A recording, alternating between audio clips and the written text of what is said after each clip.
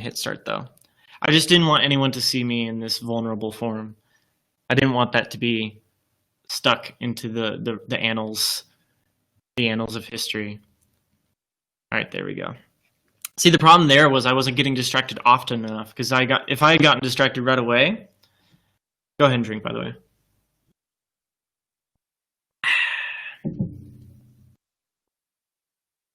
All right, so today's quote is by Yifan Liu. I'll go ahead and repeat it.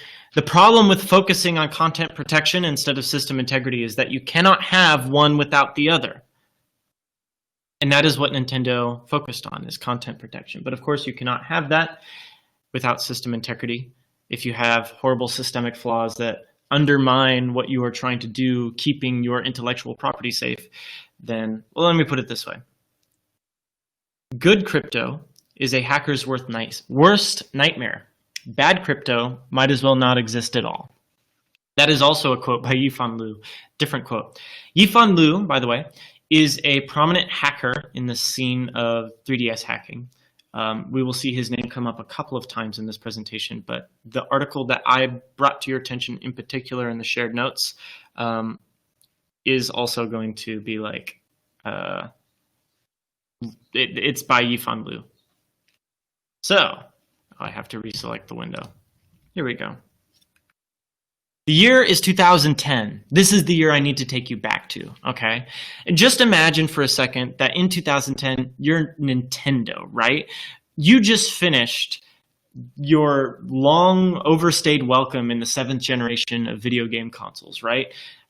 They absolutely dominated with their trusty flagship console. Does anyone know which flagship console that is? 7th generation, 2010, Nintendo. Does anyone know which console? And also, they actually obliterated everyone else. This isn't a poll. This is free response. GBA, Sega Genesis. You guys suck. Obviously, okay. One right answer. The Nintendo 3DS. No, that came out in 2011. Nice try, though. Whee! Yay! Okay, great. Actually, you're all wrong. It was the Ouya, if you remember correctly. That was the flagship console that absolutely blew away the competition. Okay, I'm joking. The Nintendo Wii, like it or not, is one of the top-selling consoles of all time, in a way that not only outsold their direct competitors in form of the Xbox 360 and the PlayStation 3 by hefty amounts, but also completely outstripped their own consoles, selling more units than their past 3 mainline consoles combined. But even this, the Nintendo Wii sales, is dwarfed in comparison to the might of the DS, the dual-screen handheld successor of the Game Boy Advance. Oh yeah, by like a hefty 50 million units. So this is like one of the top-selling things of all time. I don't think anything has sold more than this in video games. Fun fact. But the thing is, as much as Nintendo would like you to think otherwise, they are actually very predictable in how they make their design decisions and how they change the direction of the company. This is a graph of the number of units that each console sold, and you can kind of see that we sold quite a bit compared to the rest. However, this does not include handhelds, so I haven't included the 3DS or the DS in this chart, or the Game Boy for that matter. This is just mainline consoles. I noticed, putting this data together, that if you draw a line right about here, and you call everything below this line a failure, then what you have is a very easy to interpret pricing model for Nintendo. You can see that all of the blue consoles, therefore, were successes. The NES, the Wii, and the Switch. And all 3 of these blue consoles were followed by an iteration on the same thing. Basically the same thing, but not different. So for example, following the NES, we went to SNES. Following the Wii, we went to Wii U. Following the Switch, we went to Switch Lite, which hasn't come out yet, but we're going to get that. So what I've noticed is that Nintendo only really feels the need to rebrand their mainline console when it fails. Failure being a subjective metric, but in this case, I called it just being under a certain line. But I think it's interesting that that line can be drawn at all. But I digress. This is just to help us understand what Nintendo was thinking when they went from the DS to their next step. After all, if the DS was so successful, even if it takes them 7 years to make a new platform, they aren't going to jump very far. I'll just go back. That's the DS. That's the 3DS. It's the DS. It's the 3DS. Like it's not that different. Like there was a DS Lite, but that was the same thing. That's a flavor. There is a distinction between the DS Lite and the 3DS. The jump between those two, because the DS Lite didn't have any games that only it could play. The DS could play DS Lite games. DS Lite could play DS games. They played the same games. Same with the DSi, for the most part. There were a few DSi exclusives in the form of like virtual software, but other than that, you could pop a cartridge in and be fine. But the 3DS was different. The 3DS was created solely to create a new generation of games that could only be played on the 3DS. With the idea being now they can come out with a new mainline console and sell them, basically, because they have new games that can only be played by it, right? Such as this, Super Mario Bros. 2. That is a game that can only be played on the Nintendo 3DS. You cannot play it on the Nintendo 2DS. So let's talk about the architecture of the 3DS. Let me also move my mouse a little bit. So here's basically how they designed a 3DS. First, they made the outer shell. Then they shoved a DS inside of it. And then they attached a headache lever to the side so that, you know, it was like 3D. Because let's be honest here, like no one used that. It was just a gimmick. What I mean, though, by stuff a DS inside of it is there was literally a small amount of space. Like the circuitry inside of a normal 3D, a normal DS is essentially present inside of a DS. It's just compacted. The ARM9 processor in a 3DS is the processor from the regular DS, but it only takes up a small amount of space. So the rest of the 3DS is basically reserved for whatever Nintendo wants to do. And Nintendo decided to get pretty creative with the architecture, as we will find very shortly. So here's how to build a computer, right? Some of us here, I assume, are acquainted with how to build a computer. You know the basic components, right? Can someone name like a basic component that you would find, hopefully any computer, okay, like a solid state, I would hope. RAM, CPU, okay, great. So every computer probably, no computer needs an LRU cache. That's fake. Every computer needs like a CPU. You've got your RAM off to the side. Honestly, other than that, that's really all a computer needs to run. I guess you might also want storage if you don't want to just run from like RAM all the time, if you want to be able to boot it and have it work. So that's always useful. And then like sometimes if you want a game, like in the case of the 3DS, maybe you want like a GPU in there somewhere, right? All important stuff. But that's, of course, not what we're doing here. We're not building a computer. We're building a device that we actually don't want the user to have any control over, which is actually an interesting design problem. It's one that inherently has no solution. You can't create a piece of hardware and put it in someone's hand and have it be completely unhackable. The real challenge from a design perspective is to create something that is unhackable for long enough that by the time it gets hacked, it is of no real value to the hackers. For example, if I told you now that I had an exploit for the BlackBerry Curve in 2009, that would have been very exciting at the time because the BlackBerry was considered to be a very secure phone, but it definitely does not matter now. You couldn't care less. That's outdated. Or if I said I had an exploit for like the Game Boy Advance or something, you get the idea. We need to design hardware that is secure in its design. So this is how to build a 3DS, or at least this is how Nintendo chose to build a 3DS. All the same parts, right? Surely we would need a CPU and RAM and storage and a GPU. Those would be the four that we would need for this, right? Well, let's find out. So right off the bat, we're hitting you with a curveball. In the 3DS, there are two processors, two CPUs, an ARM9, which I mentioned before. That's just the DS processor. and an ARM11, which is a beefier processor. It's like quad core, can go up to like 200 megahertz, 800 megahertz in the new 3DS. Anyways, you've got not one, not two, but 3 different RAM areas, places of volatile memory storage.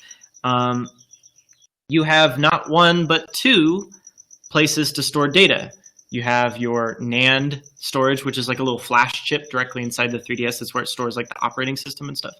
You've got an SD card, which is for like games and screenshots, and honestly, I forget what else. But in actuality, in the 3DS, there's actually like a 3rd storage area. It's called the boot ROM. You can't write to it. It's what launches the firmware and the rest of the 3DS. It's basically the first thing that executes when the 3DS turns on. And oh yeah, by the way, we also do still have a GPU. It really is just kind of like a normal GPU. To be specific, it's called the Pica 200, but it's just like a pretty common chip, honestly. It's well documented, implements OpenGL, like that's it. It's pretty easy stuff. So let's talk about these parts for a little bit. If you divide them up into their categories, they're not that complicated. VRAM is just volatile memory. You can consider that like normal RAM that a computer should have access to. These other RAMs are specialized. So WRAM is like shared memory between the ARM9 processor and the ARM11 processor, because when you think about it, if you have multiple processors, they have to have some way to communicate. Then FCRAM is mostly for the GPU. That's kind of like the GPU's area, so to speak. And the ARM11 can put things in FCRAM, and the Pica can put things in FCRAM. Going into the middle here, we have the DS processor, which is the ARM9, which is a little bit weaker. And then we have the 3DS processor, which is the ARM11. I didn't go into any more detail there. If you care about megahertz, check the spec sheet.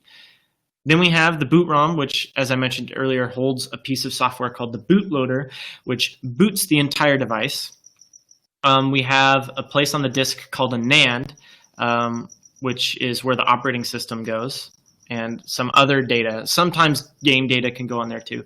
And then the SD card is mostly for game data, as opposed to application data and save files and etc. And then the Pica is just the GPU.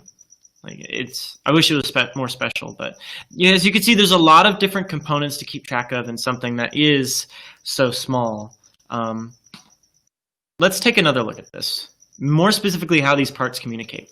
So the ARM9 can communicate with all 3 sectors of RAM. It can put things in there and it can read things from there. It has total control. The ARM9 is the god. The ARM11 also has total control over all 3 parts of these, pretty much. The ARM11 has some security features, or has security imposed on it, so it can't quite read whatever it wants, but it can pretty much see everything that's in it. Then we have how the ARM9 interacts with the NAND and the SD. Notice it can't read the boot ROM.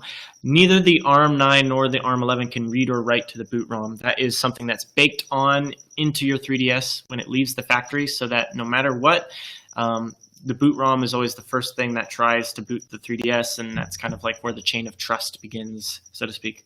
But also notice the ARM9 can talk to NAND in this SD card, but the ARM11 actually can't.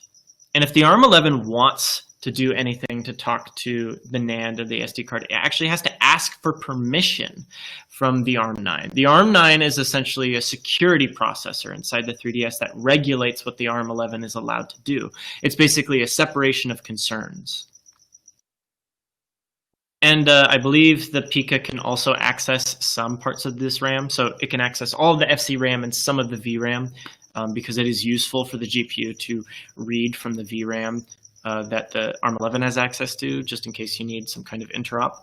However, we will see that that causes some problems in the future.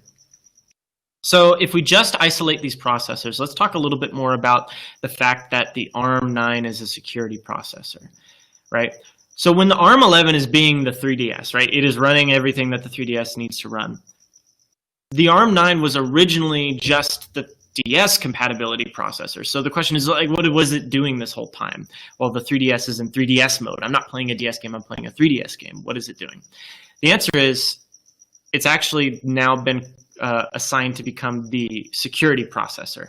When the 3DS is in 3DS mode as opposed to DS mode, the ARM9 is in charge of enforcing security. It does crypto, it does file system access, it does everything that is sensitive that it might not want the ARM11 to do.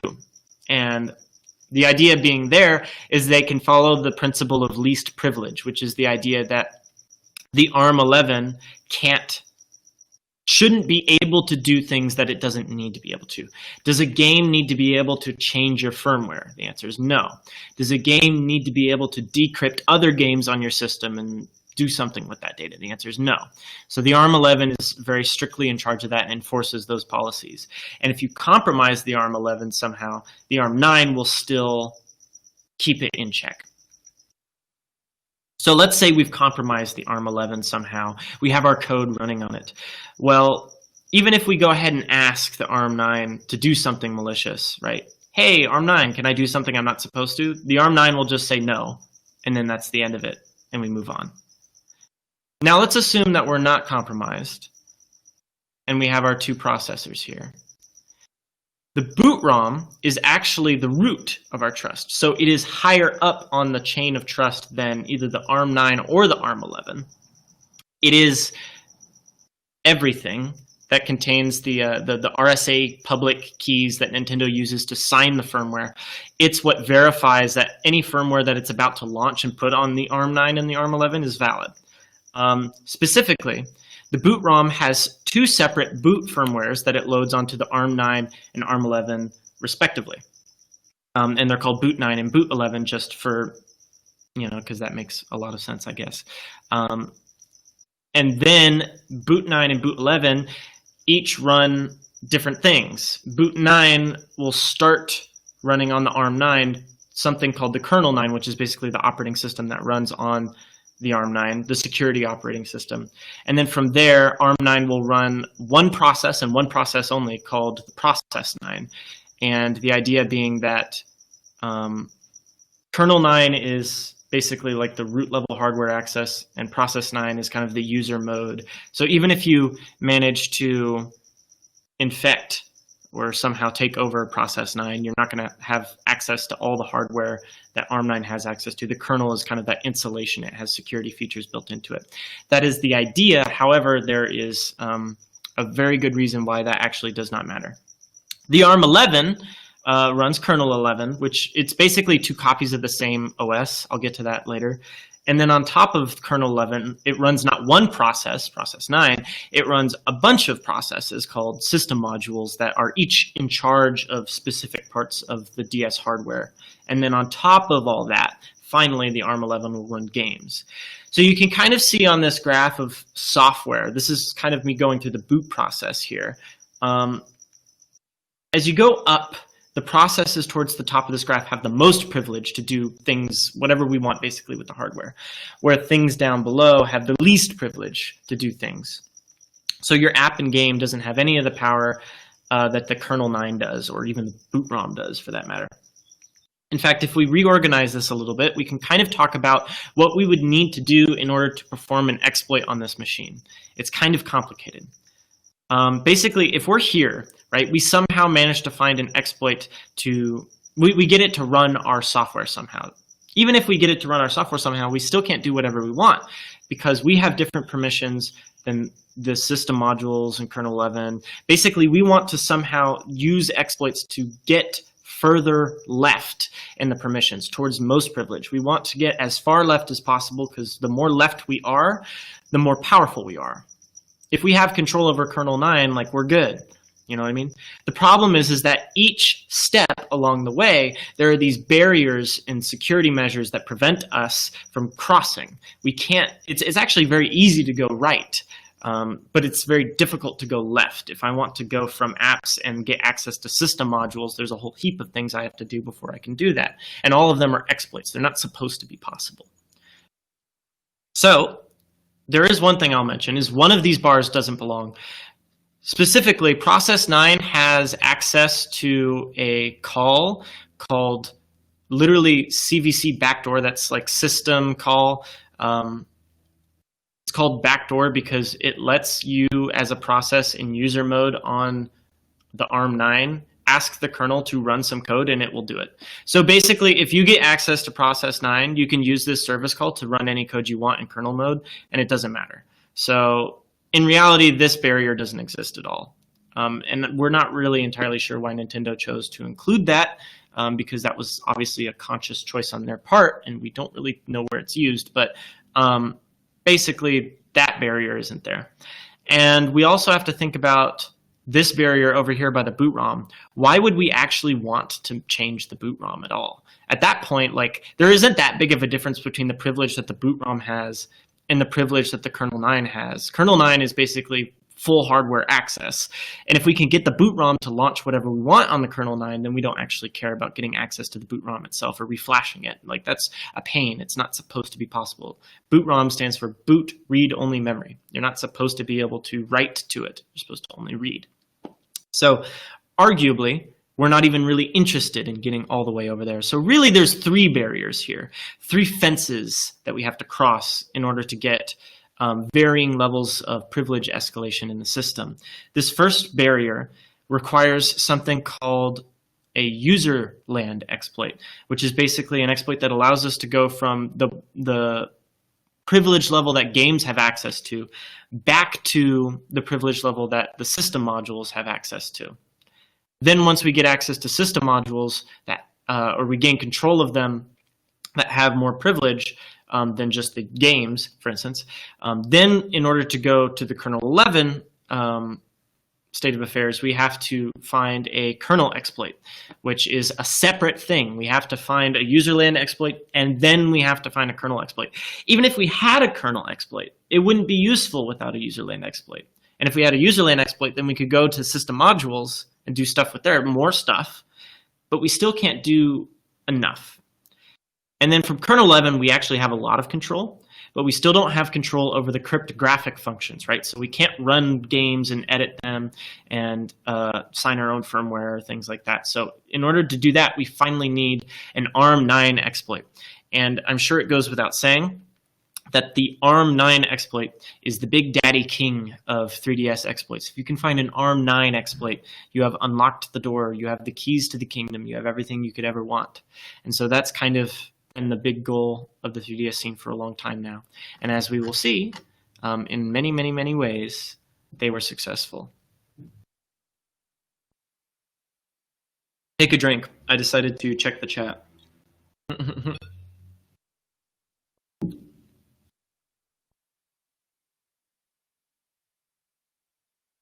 Oh, is there a squeaking noise? No, I don't know what it's coming from. I don't hear anything. Yeah, let me know if you hear it again. I am just in a garage at the moment, so like, there's definitely sounds in here. There's like crickets. Please don't hype up the Big Daddy exploit. I'm not going to be able to go too hugely in depth in most of these, but I'll try to talk more about the history and keep things as non-technical as possible. This is as much technical background as you'll be expected to have, and I just kind of gave it to you. And if you don't understand all of it, don't worry too much about it. I'm going to keep going. Let's do it. All right. What's actually next? I think I have to select this. Okay, so that was a lot of flowcharts and graphs and other things, but that doesn't really tell you anything about what the hardware actually is. It just tells you how it works. So what does the 3DS look like? If I were to take off this shell right now, what is the hardware this thing is running on? Well, since you asked, here's a picture of it. Not that pretty. It's a lot prettier on the outside. I think that big gray block is the ARM11. I think the smaller gray block is the ARM9, and I think the other gray block, like, I don't know, it's kind of boring. It's just a PCB. So there, I guess you got what you wanted. I looked at it. Okay, we're gonna keep going. So we talked about hardware for quite some time. Let's talk about software, since a lot of what I talked about just now was technically had a lot to do with software, like the firmware that actually runs on the 3DS. And I'm gonna go a little bit more in depth onto what that is. The operating system on the 3DS is called Horizon. That happened to be what Nintendo called it internally. and they developed it in-house. That encompasses the kernel 11 that I was talking about before, the system modules, and the non-game user processes. That's all part of the operating system horizon. It supports inter-process communication, that is, the methods by which processes on the same computer can communicate with each other via SVCs, or service calls, is I believe what they're called. Service calls just are basically requests to the kernel to do something, and one of the things that the kernel supports is communicating with other processes in a very strictly secure way. It's very rigorous, and it's kind of like a pub sub type thing. Anyway, you don't need to know too much about that. Just thought I'd talk about the architecture of the operating system. Kernel 9 is also technically Horizon. They're basically forks of the same code base. They're a little bit simpler. Kernel 9 is a little bit simpler than kernel 11 because it only has to run one process, that's process 9, and it doesn't need as many features built into the kernel to do that. Although apparently it needs SVC backdoor built into it, so I don't know what Nintendo's thinking. Again, kernel 9 just handles the crypto and the hardware access. So accessing storage and decrypting games before you can play them, because they're encrypted on the hard drive, but I'll talk about that in a second. Fun fact, the Switch actually runs the same kernel. The operating system of the Nintendo Switch and the operating system of the 3DS are basically the same. They're obviously different forks of the same project, but they reuse a lot of the same code, and we found that a lot of the homebrew software that we wrote for the 3DS was also compatible with the Nintendo Switch. So that was cool. Crypto, crypto, crypto. Man. So as I mentioned before, a lot of things on the 3DS are encrypted. In fact, pretty much everything is encrypted. That was kind of what I meant earlier when I said that they decided to prioritize content protection rather than system integrity. Anywhere they could put crypto, they put crypto. It just wasn't that useful. Every single game is encrypted. When you download it from the eShop, that's encrypted. When you download it from, or when you put in a cartridge, the data that's on the cartridge is encrypted. So even if you were to take the data off, it would just look like garbage mumbo jumbo, like you can't read it. And the only way to decrypt that game is through the 3DS. The 3DS has the keys inside of it, and they're locked away in a part of memory that you basically can't access to, even if you had control over it. So save data is also encrypted. And also the entire operating system of the 3DS is encrypted and signed, so that if any illegal modifications are made to games, save data, or the operating system itself, the operating system will catch that, the bootloader will catch that, and it will not run anything other than legitimately signed software, software that's signed by Nintendo. If you are a game manufacturer, you send in your finished product to Nintendo, they sign it for you so it will run on 3DSs, and then they ship it out. So that's pretty cool. In fact, all executable code on the system is cryptographically signed. So if you want to do some kind of, it makes things very difficult for trying to get our own executable code on the system. If we wrote our own malicious game and put in the cartridge, it wouldn't run. So that system, that method of entry is completely not available to us. In order to run our own code on this thing, we need a userland exploit, which is what I talked about before. We need an existing piece of software that has been signed by Nintendo, whether it's a game or a built-in app, and we need to find an exploit in it that lets us somehow take control of it and get it to do what we want it to do. Because running our own code on this thing is not something we're supposed to be able to do.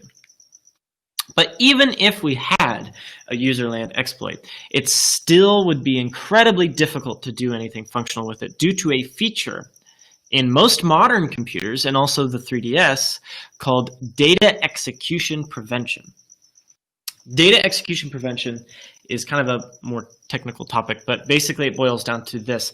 If this is a map of all of the memory in your computer, then basically this is the space that some program on that, some vulnerable program that we're going to exploit on the computer takes up, right? That's the space it takes up, and every program has standard stuff. You've got the header of the program that tells the computer how to run the program, basically. You've got the actual program instructions, the ones and zeros, the byte codes, the op codes that tell the computer what to do, like add this, subtract this, jump here, jump there, kind of thing. And then the data section of it, which is like constants and strings and other things like images that need to be drawn in the game somehow, or parts of it that aren't necessarily executable but still data that the program needs. Those are the three parts of any program. And this remaining space over here is basically usable memory for that game. Is when it's running, it can store things in there, and it can read and write out of there. And traditionally, when we exploit things, all we have to do is control the stack pointer. And then once we can do that, we basically write our exploit code somewhere, code that, what we want this program to do instead of what it's meant to do. And then we redirect it to that place in memory, and it starts executing our malicious code, right? Data execution prevention throws a wrench in that because every region of memory is marked whether or not you can execute it.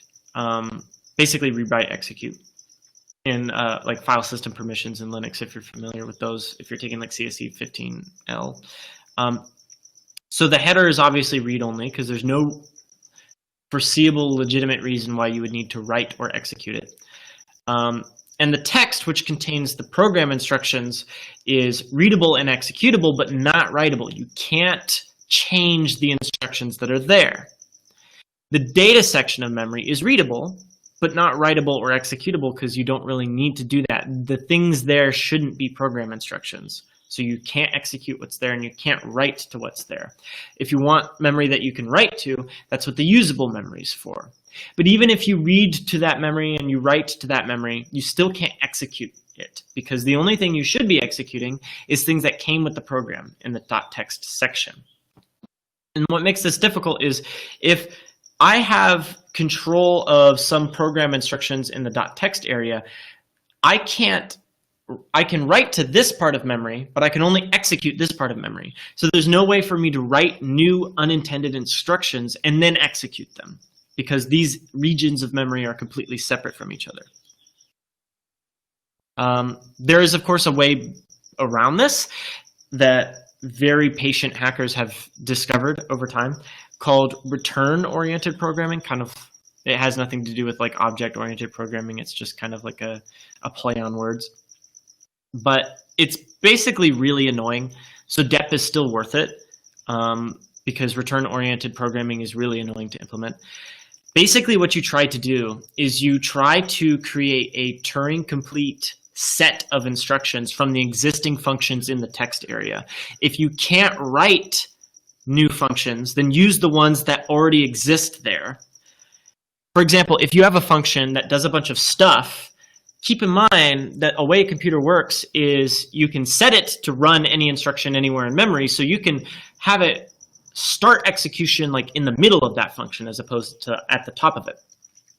And then when it gets down to return, it's going to go to the next thing in the stack and keep executing that. So if we get control of the stack, we can do things like have a bunch of functions that we want to jump in the middle of, and those chunks that each perform like a small task. Like this function over here is supposed to read from the SD card, but if you jump in 4 lines before this function ends, then the remaining 4 lines don't actually do that. They just like, do some pointer arithmetic that we might want to use to create a full Turing complete set of instructions without having to actually write any code. So it's crazy. This is insanely complicated, and I don't want to get too into this, but do some research if you want to wrap your head around this. It's very interesting. I don't go too in depth, again, just because of time reasons. So let's talk about some interesting exploits that use return-oriented programming in the 3DS. As we mentioned, the 3DS has a GPU. And this GPU can potentially turn a userland exploit where you have control over, like the program is running your code somehow. It is a way to potentially turn that into a kernel exploit. It's not enough to do that, but it is potentially a start. The problem that basically Nintendo left in the system as kind of an oversight is that the GPU has direct memory access to the part of memory called FCRAM, which is not all of the memory, but some of the memory. And the problem with that is basically there's no data execution prevention restrictions on the GPU when it's writing to those sections of memory. So we can write whatever, basically that's a way to avoid having to do return-oriented programming to begin with. However, in order to give the GPU instructions to write to arbitrary spots in memory, we need to do return-oriented programming. So you need to do a little bit of that if you have a userland exploit to get the GPU to write our malicious code somewhere in memory that is already marked executable, and then we jump to it. So one can argue, why would the GPU need the ability to edit the memory that the processor is using? And there really isn't any good reason for it. It's very disappointing. But what's also interesting about this is that system processes that we would want to exploit, because we're already running within the confines of our game, we want to run as a system process. That's the kernel exploit part. But they aren't stored in the section of FCRAM that we have access to. The GPU only has access to a subset of it, not all of it. And the parts that it doesn't have access to are the parts that the FCRAM, the parts that system processes are running. And those are the processes we want to take control of, but they're just out of our reach. So here's an exploit that helps get those processes within our reach. It's called SNShax. I believe it stands for Safe Mode NSHax, but I don't remember what NS stands for. It is the first and most important kernel exploit for the 3DS. And what it does is that it forces system processes that aren't normally in the editable region, specifically one process called NS, which is basically the home menu of the 3DS. And so it runs with very high privilege because it needs to be able to start and stop games. It forces that process's memory into the region that GSPwn can edit so that we can take control of it. But unfortunately, we normally, the way this works is interesting because you would think if you could just execute processes over and over and over again, you could just basically, like, from userland, we can tell the system to start another NS process, and that will occupy a space of memory that is basically a little bit further along the block of memory, closer towards where we can edit. And then if we start another NS process, it will append it to the end of that, and it will get closer. And we keep adding more NS processes until eventually the last NS process we start is inside of the region that we can edit, and that's how we basically forced it into that region. However, the Nintendo 3DS has a restriction that you can't launch more than one version of a process, which makes sense. There doesn't seem to be a legitimate reason for that. However, we can get around that because the Nintendo Switch has a safe mode that it uses when it updates the system. You can allocate the safe mode version of the NS process and then basically play a hopscotch game, like a leapfrog game with NS and the safe mode version of NS, and basically allocate, deallocate, allocate, deallocate, and just inch them further along until one of them is finally in the editable space of memory, and then you edit it using GSPwn. And basically that, the return-oriented programming plus GSPwn plus SNShax lets you get a kernel exploit. Those together let you take control of the ARM11 processor. So that's cool. Hopefully I explained that well without pictures. We're going to take a break from the technical conversation. I just wanted to talk about that kernel exploit real fast because it was very reliant on data execution prevention.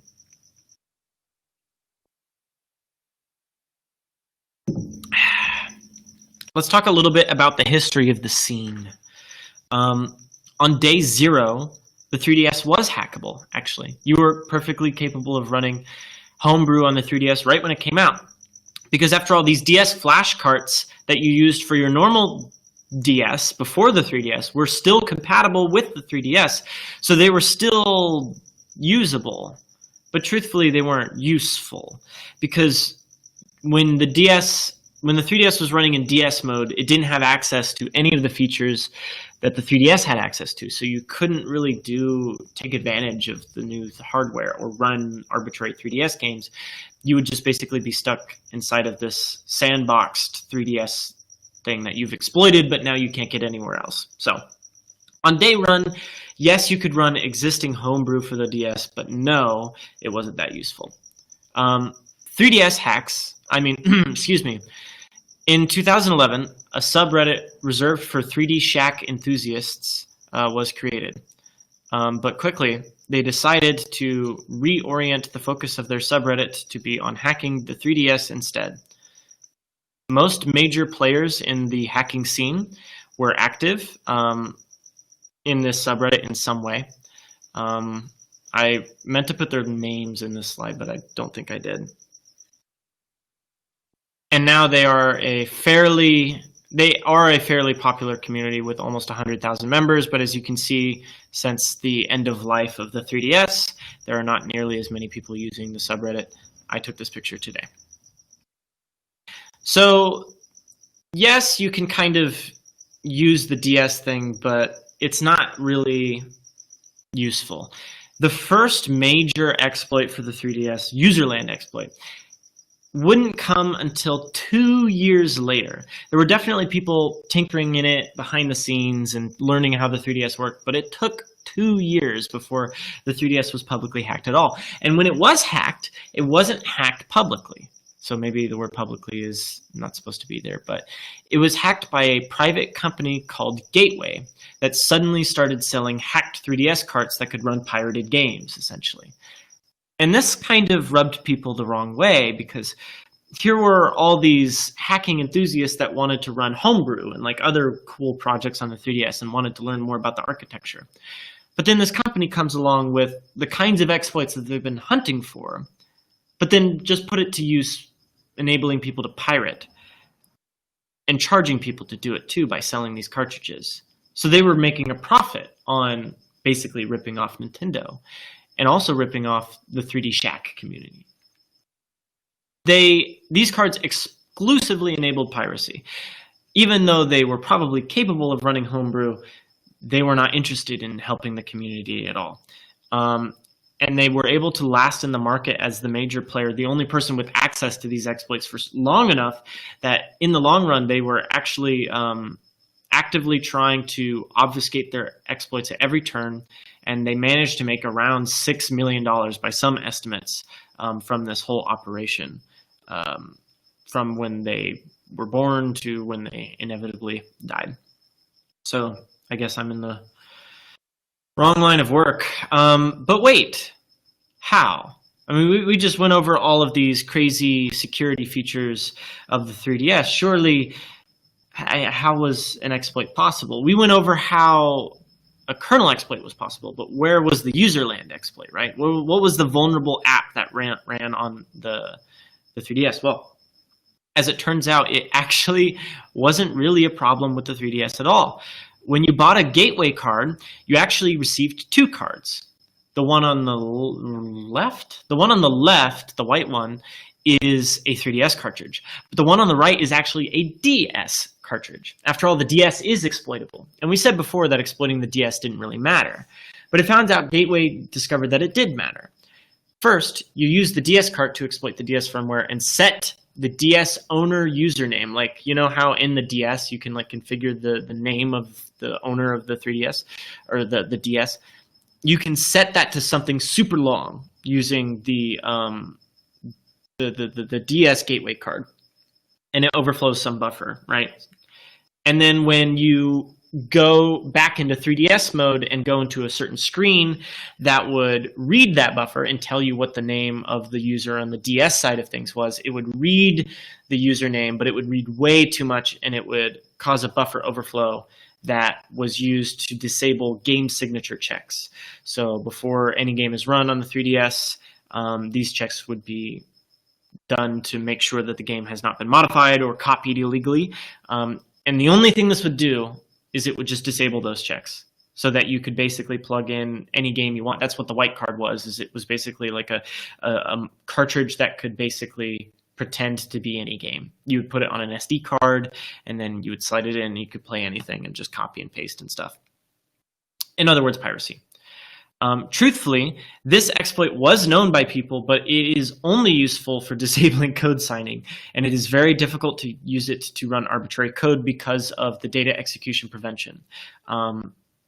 It was kind of trivial to disable the code signing, do one isolated thing, but to get like a Turing complete set of return-oriented programming instructions is incredibly difficult, so that has not happened yet. This is an interesting topic. Nintendo noticed what Gateway was doing and patched it out very quickly because they didn't want people pirating games. And to get around this, Exploit added the ability on their cards to run a different firmware than what's installed on your 3DS and run it from the SD card slot on the 3DS. And the way this works is that if you wanted to play pirated games and be in Gateway mode, like you'd stay on the exploitable firmware on your DS. That you would never update. Nintendo would nag you to update, and you would never do it.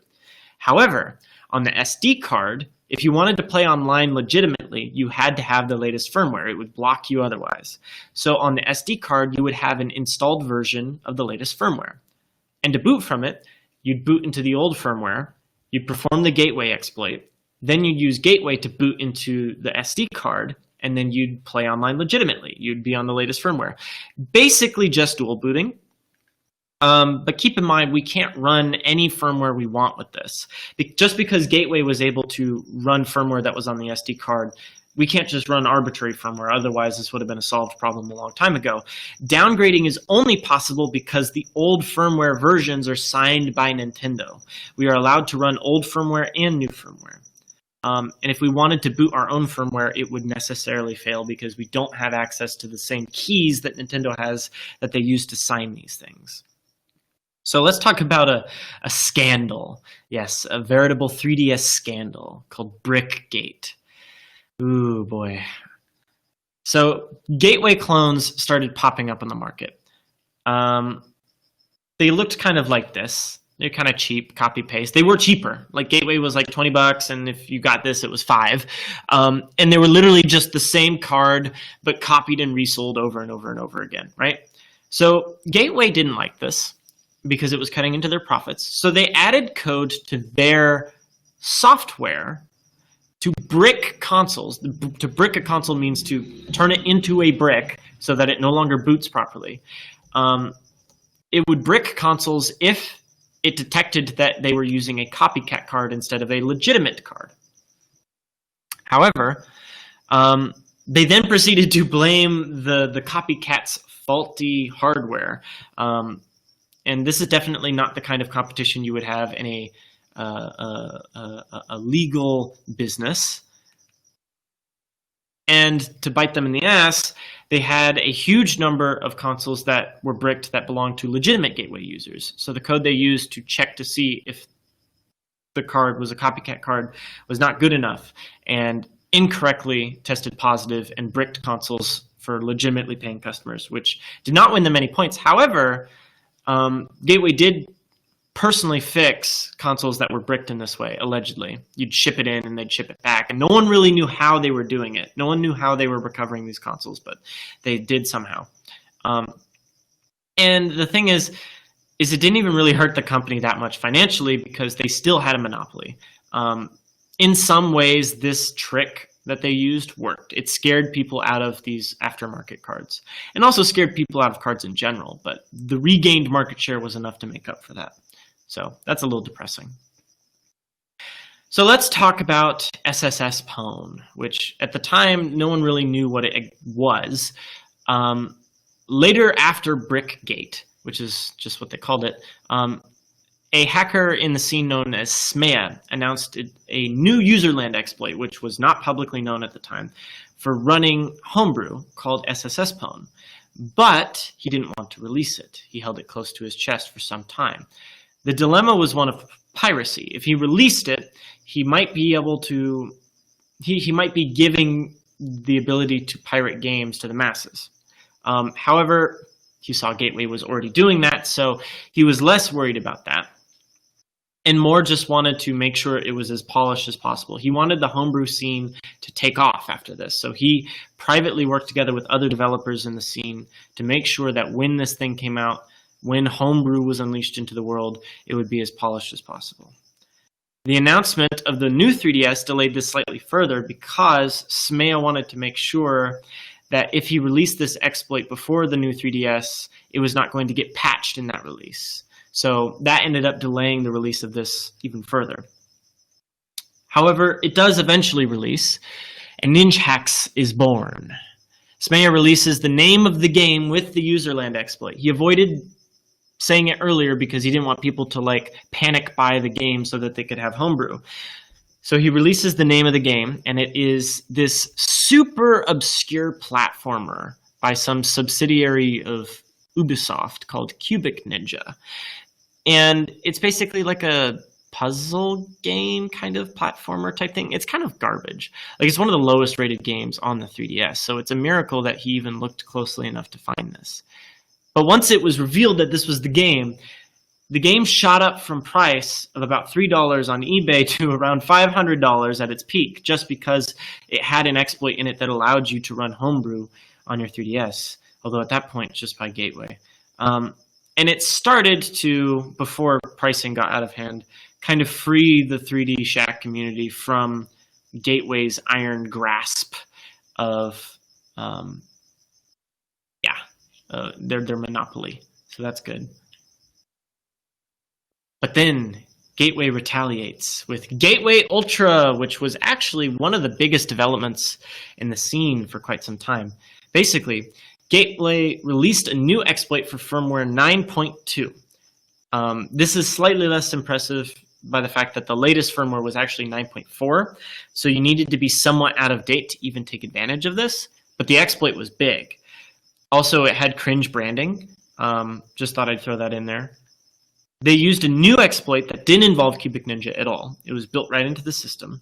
It contained not only a userland exploit, not gonna lie, it is kind of cringe, but also a kernel exploit that allowed them to go further. Okay, fine.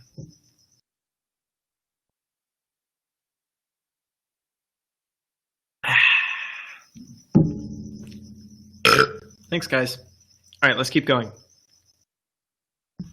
Everyone loves dragons, that's for sure. I think Gateway in general had pretty cringe branding. They did like Gateway Ultra and Gateway Omega and like etc. Anyways, so it contained both the userland exploit and a kernel exploit. It was the first time something like that had been released. However, it was for an outdated firmware. The card itself was obfuscated to hell. It was incredibly difficult to reverse engineer. However, my good man, Yifan Liu, who I quoted at the beginning of this presentation, reverse engineered it and then published it a long time ago with a huge write-up in like less than a week. So credits to him. And he published not only reverse engineering the obfuscation that Gateway had put on their cards, but also reverse engineering how the exploit worked once he saw it and then publishing that to the world. So this guy's kind of OP. Basically, the userland part of it was just an old WebKit exploit. If you don't know what WebKit is, it's basically the rendering, the website, like browser rendering engine that is utilized by a lot of different software. I think it's used by Safari, if that is correct. And also it's used on iPhone and a couple of others. WebKit exploits are very common. They're one of the most commonly exploited softwares in the world. So the only reason that the 3DS was vulnerable is because their version of WebKit was out of date. The exploit was already known. So all Gateway did was find this exploit and use it. And they got lucky that it wasn't already patched out. However, the kernel exploit they had was fairly novel. Basically, there is a kernel structure called the memchunk header that is read from by the kernel even after mapping it to a space in memory that is editable by GSPwn, which means instead of using GSPwn, like this is basically what I meant before by GSPwn could be used, the GPU could be used to create a kernel exploit. And this is the first time that we had ever seen it in action. They had been theorized up to that point, and this was it, basically. However, it was unusable after 9.2. So Gateway looked through basically the patch notes of Nintendo. They compared the previous firmware to the current firmware, and they noticed that this had been patched out. So they created an exploit for it that would work, but only if you were out of date. So they basically used two exploits that were already patched and well known to the world, but they used them in tandem. So yeah.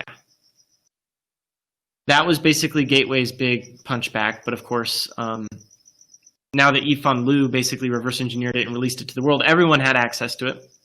So in February of 2015, a software suite called rxTools came out, and on the O3DS, which stands for old 3DS as opposed to new 3DS, it allowed you to run EmuNAND without Gateway. So you didn't need Gateway's fancy cartridges to boot into a separate, properly signed firmware. And what that meant is that you could do basically everything that Gateway could do, with the exception of one feature. One feature was not added to rxTools, and that was piracy. For moral reasons, the creator refused to add piracy functions to this suite of software that he had created. In fact, rxTools was perfectly capable of disabling sig checks, but it wouldn't let you do it.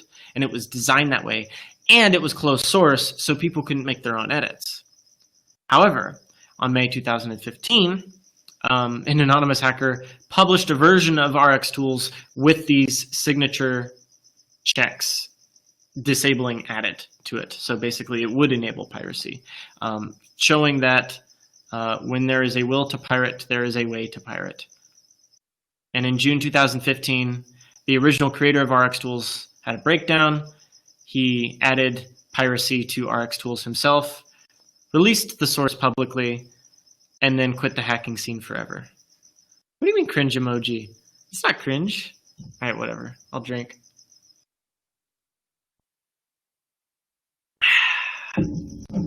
That's good. I love the pleading face. I love it so much. So there's some good news then to all of this after this horribly tragic drama that happened in this scene. Piracy, being able to pirate games without Gateway, meant that Gateway was effectively now obsolete. And yeah, they just basically completely crumbled away forever and never had a grasp on the scene again. They released some cards later, but no one really cared about them. So yeah. From here on out, the 3DS hacking scene is entirely open source and public and edited by everyone. And we actually see the greatest amount of growth in the scene during this period of time. Specifically, whenever a new hack would come out, they wanted to follow in SME's footsteps, calling it Ninjhax for like a hack that pertains to Cubic Ninja. They followed in his footsteps and basically called everything something hacks, right? So over the years, in addition to the Cubic Ninja exploit, we would accumulate other userland exploits, such as Ninjhax, which, by the way, I never really explained how that works, but in Ninjhax, there was a way to import levels from one 3DS to another, and it worked via QR code. So you could create a malicious QR code that would allow you to take control of the userland. Basically, whatever the processor was doing. Tube hacks was around for a while. That was a YouTube exploit, but that got patched very quickly. The advantage of tube hacks over Ninjhax was, of course, you just needed to download YouTube on your 3DS, which was free and didn't require you to like get scalped on eBay. So that was helpful. Smash Bros. Hacks is something that still works to this day and astounds me. You play on multiplayer in Smash Bros., but it requires you to be able to have the radio equipment to broadcast malicious Wi-Fi beacon signals. So you need to do some like serious pirate radio if you want to be able to like do Smash Bros. Hacks. I don't know if I know anyone who's actually done it, but that is one way. Note hacks was used for a little bit. When Flipnote Studio 3D came out, you were able to load a Flipnote that would give you userland execution, so that's cool. Sound hacks was by far the most polished userland exploit to ever come out on the 3DS. It was literally a malicious sound file. You would put it on your SD card, You would put the SD card into your 3DS, and then you'd listen to the file, and it would, that was it. You'd be running Homebrew, and you'd be done. And keep in mind, all of Homebrew at this point, without the kernel exploits, is running in ROP, return-oriented programming. So Smay, the person who wrote Ninjhax, is the one who went out of his way to create a complete Turing-complete like set of instructions and function calls, and to write Homebrew in return-oriented programming calls, which is insanely tedious. So credit to him for doing that. But to this day, Ninjhax still works on the latest firmware. Most of these have been patched out. SoundHax has been patched, NoteHax has been patched, TubeHax has been patched. I think Smash Bros and Ninjhax still work to this day. The main reason for that is that the company that runs or basically developed Cubic Ninja went under almost immediately after it was published because it was such a garbage game. And because of that, there was no way to really make edits to it or patch it. So that sucks. memchunkhax. This is an interesting concept. This came later. I know someone mentioned this at the beginning of the presentation. I think it was Matei. I'll go ahead and drink to me checking to see if it was you. All right. In September of 2015, after all of these userland exploits started coming out, and the kernel exploit, don't forget that. Keep in mind that kernel exploit still only works on 9.2, which is not the latest firmware. But basically, before memchunkhax, every time you wanted to run Homebrew, you had to rerun your exploit every time you rebooted. So if the way that you ran Homebrew was by doing Smash Bros hacks, then you had to like set up your Wi-Fi beacon and like do some crazy stuff and like get it to work. And yeah, it was a mess.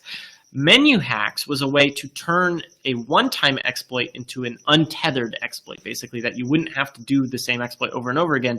It would persist when you reboot the console.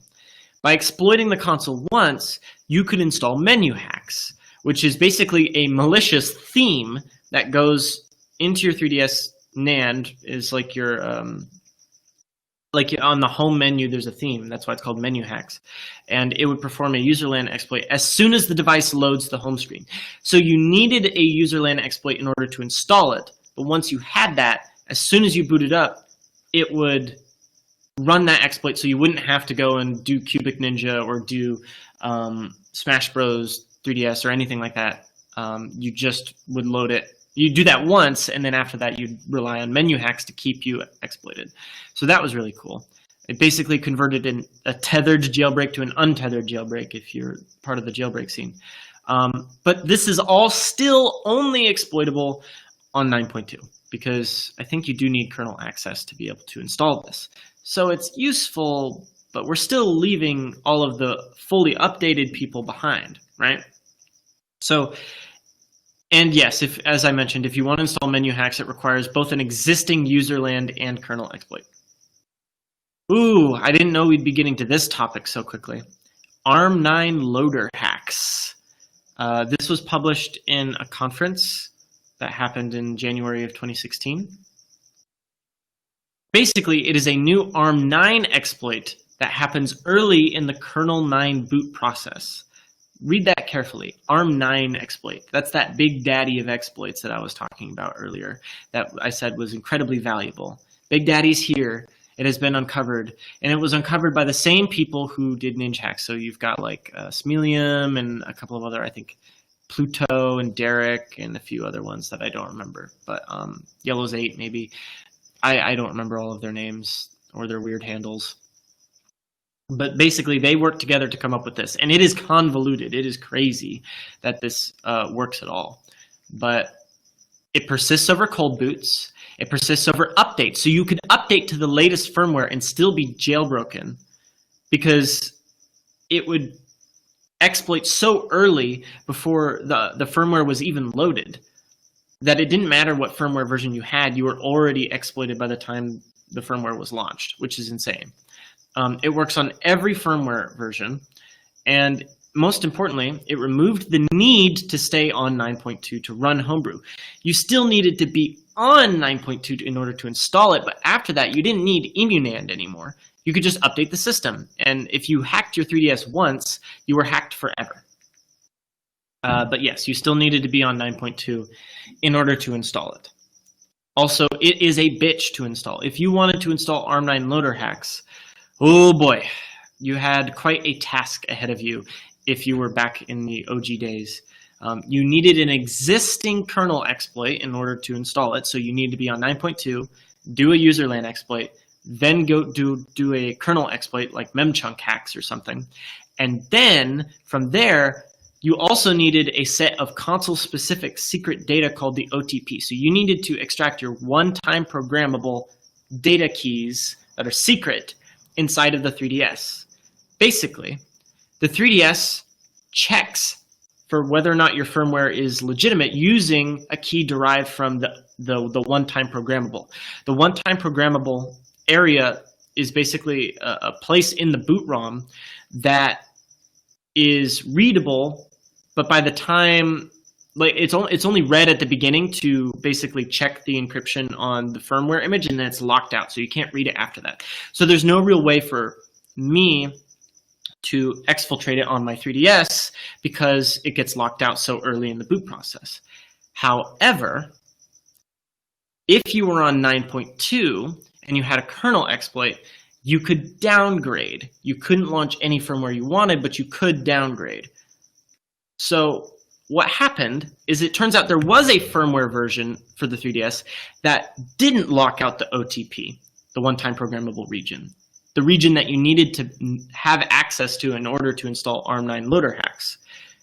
So what you needed to do is do the userland exploit, do the kernel exploit, then downgrade all the way to firmware 2.0, which, by the way, was only released for the original old 3DS.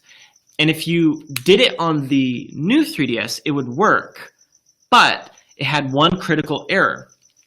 Because that firmware was never written for this new 3DS, it had a very well-known bug where if you followed instructions exactly correctly, then you would have no problems. But if you downgraded to 2.0 on this new 3DS, and at any point while you were installing ARM9 loader hacks, you accidentally closed the lid, if you accidentally closed the lid, your 3DS would brick, and you would never be able to use it again, just instantly. As soon as you closed the lid, bricked, while you were doing this process. After it was over, you were fine. Because you downgrade to 2.0 and install ARM9 loader hacks, then basically reinstall the latest firmware, and you'd be fine. But up to that point, it was slightly dangerous and slightly comical. A big joke in the scene that if you, sorry, I got distracted. I'm gonna drink.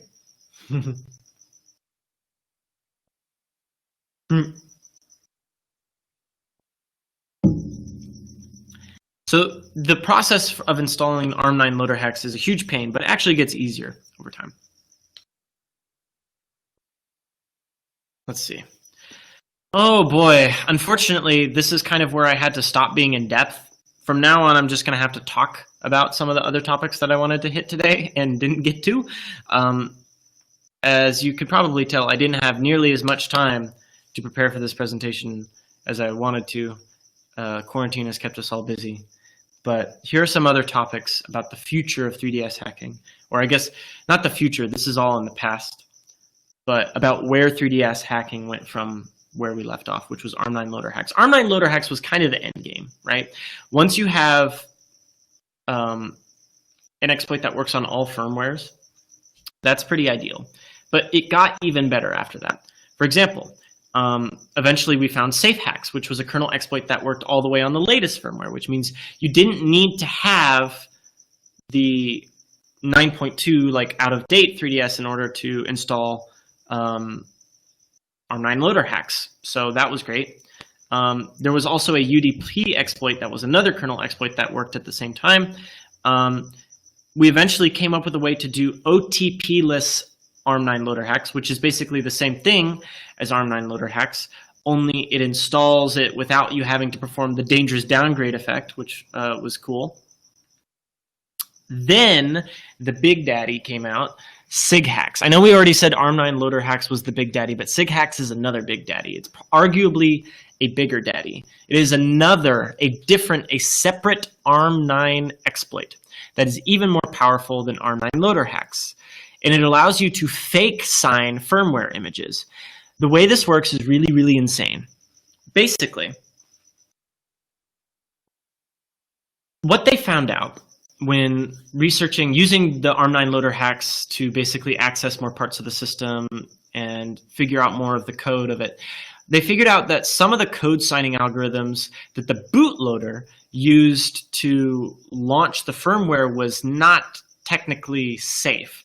For example, if you were able to, there are basically two copies of the firmware in the 3DS.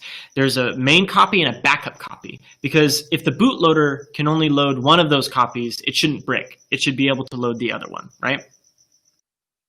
So the bootloader, when it goes to launch a firmware, will do the cryptographic checks to make sure that it is valid. However, it wasn't doing it consistently. If the first firmware was invalid and the second firmware was valid, it would check to see if the first firmware was okay, see it's not, and then launch the second firmware. But the second firmware needed to be signed correctly, which means you were able to, you had a lot of control over the code, but you needed to find a key that would allow you to fake sign a firmware that would allow you to launch any firmware. And basically, the creators of this hack basically theorized it was possible for them to brute force a key that would allow them to somehow send execution outside of the firmware images, so it didn't matter whether or not the firmware images were correctly signed or not. The idea being, it's possible to create one firmware that is cryptographically correct. However, it requires a huge amount of computing resources to do, and as soon as Nintendo updates, it's no longer worth it. Their idea was just create one technically correct firmware that can then act as a launcher for another firmware that can change all at once, but this firmware is cryptographically correct. Then what you can do is if you can invest all the computing resources in finding that one special firmware that works on every system, and that's SigHax. And they did that. They spent like $2,000 brute forcing to find a cryptographically correct but also malicious firmware, and now it's all over the world. You can install it pretty easily, probably in like 20 minutes. So yeah, it was great. And that takes over the boot process even earlier than ARM9 loader hacks, which, as the name might indicate, happens before the ARM9 even loads.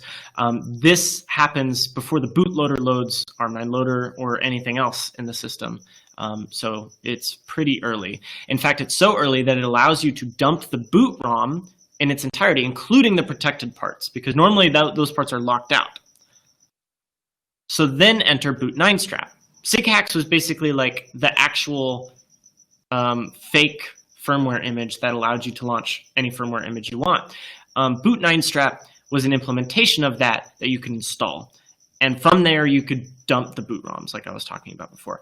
What was the value of dumping boot ROMs? Well, I'm glad you asked. Dumping the boot ROM gave us access to pieces of code that we didn't know existed in the 3DS. And specifically, we found a backdoor that Nintendo created in order to recover bricked consoles. And the way that it works is that, I mean, think about it for a second. If your console is bricked, you can send it to Nintendo and get it fixed. But how does Nintendo fix it?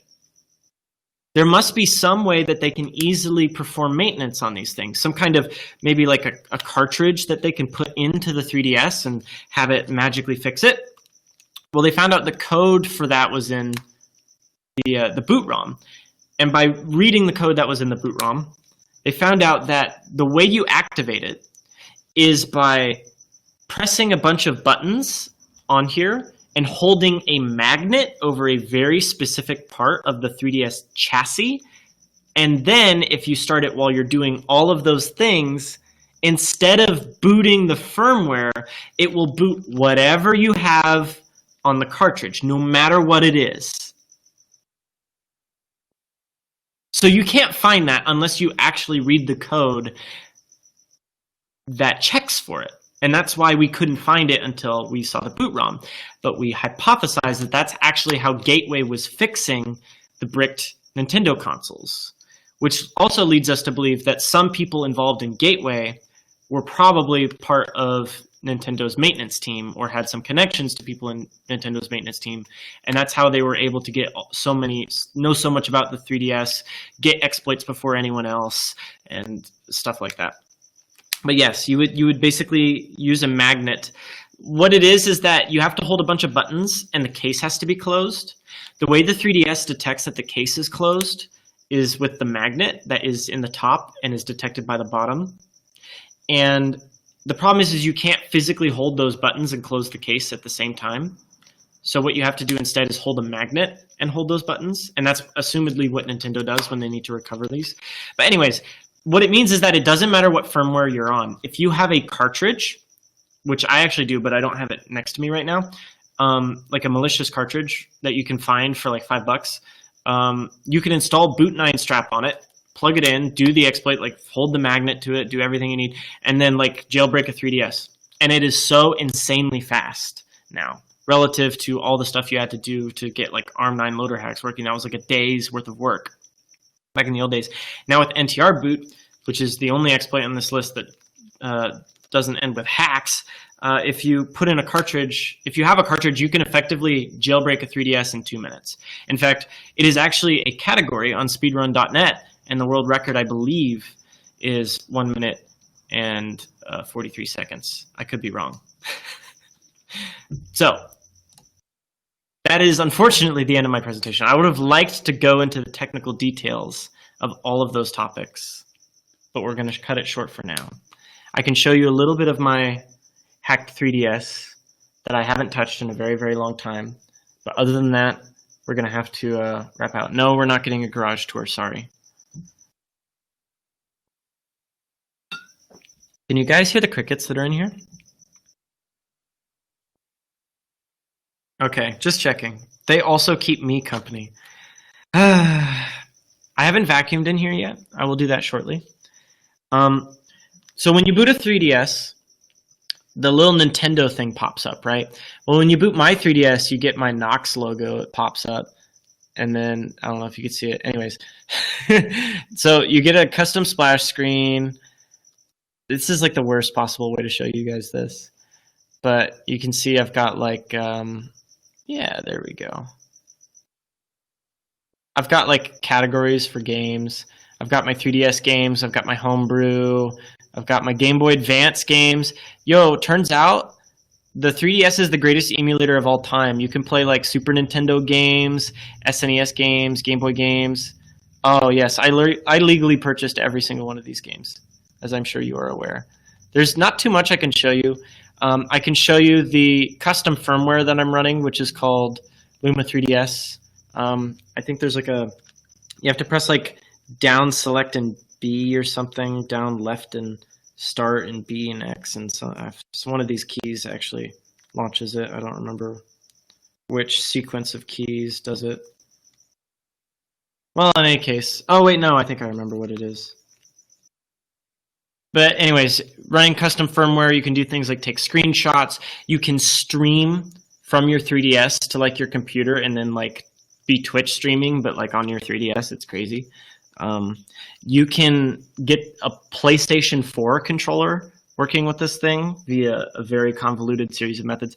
I've literally turned this thing into like a television console where I have a PS4 controller and I'm playing like Bravely Default, but it's on a flat screen.